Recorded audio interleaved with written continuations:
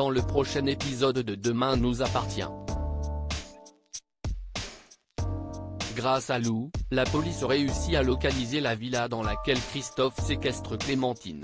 De son côté, Soraya refuse de témoigner contre Pierre, et Rémi le menace de mort.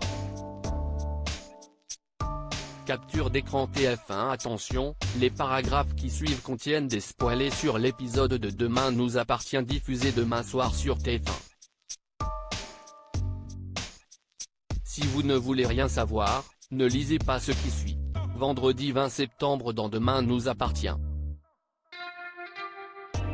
Clémentine est secourue par la police et à la demande de Victor, Timothée appelle Lou pour lui demander où se trouve la résidence secondaire de Christophe.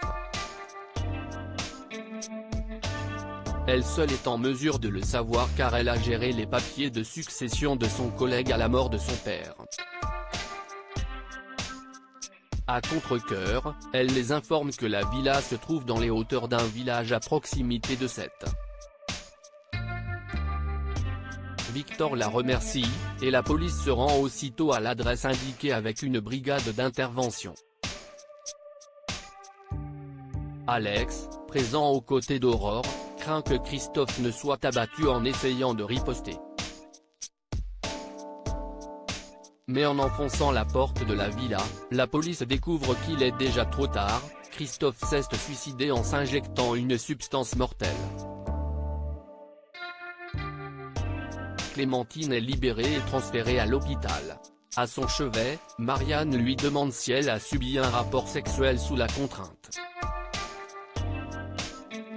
Clémentine lui avoue à demi-mot qu'elle a eu un rapport avec Christophe, mais qu'il n'était pas subi puisqu'elle n'a pas dit non, dans l'espoir d'amadouer Christophe pour qu'il la libère. Marianne lui répond qu'il s'agit bien au contraire d'un viol, si son instinct de survie lui a dicté de céder aux avances de l'avocat, et non son désir. Clémentine est désormais tirée d'affaire, mais elle porte de lourdes séquelles psychologiques. Sylvain cache un lourd secret. Soraya, très affectée par l'agression qu'elle a subie, a fait des cauchemars toute la nuit. Rémi l'incitait à aller porter plainte au commissariat mais Soraya refuse de passer pour une victime aux yeux de tous, et se sent incapable. À l'hôpital, Amanda remarque l'agacement de Rémi à la mention de Pierre, et tente de connaître la cause de la brouille entre les deux amis. Rémi s'emporte et insulte son ex-compère, sans rentrer dans les détails pour protéger Soraya, il conseille à la jeune femme de prendre ses distances avec lui. Plus tard, Pierre passe au spoon afin de récupérer ses affaires laissées chez le couple. Il tente alors d'apaiser la situation et prétend que les faits ont été exagérés. Choquée, Soraya lui assène devant tout le monde qu'il a tenté de la violer, et Rémi lui ordonne de déguerpir sur le champ, en le menaçant de mort s'ils recroisent leur route. Justine, qui a assisté à la scène, semble très affectée. Peu de temps après, Sylvain, qui a eu vent de l'incident, traite Pierre avec mépris alors qu'il doit assurer les travaux dans son appartement. Il lui reproche son comportement méprisable avec les femmes, et refuse de se montrer sympathique envers lui. Pierre lui rétorque alors qu'il est mal placé pour juger ses agissements. À ces mots, Sylvain perd pied, il tue Pierre d'un coup de marteau en pleine tête, et le laisse gisant dans son sang. Sarah intègre le commissariat de Sète alors que Maxime et Bart s'apprêtent à faire un tour de scooter, ce dernier se rend compte qu'il ne retrouve plus ses clés.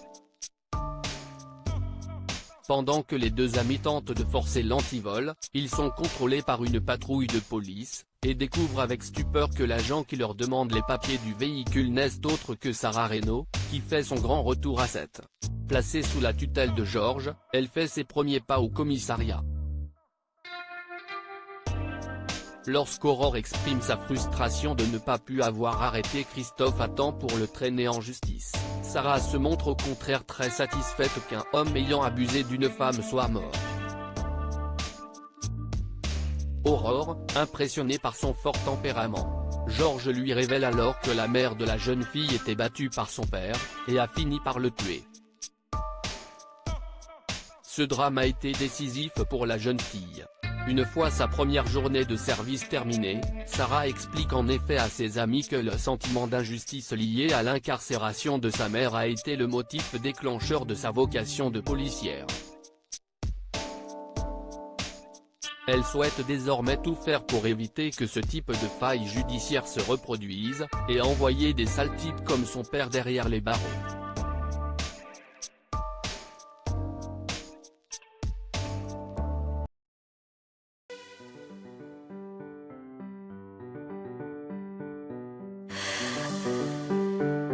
The man I love just had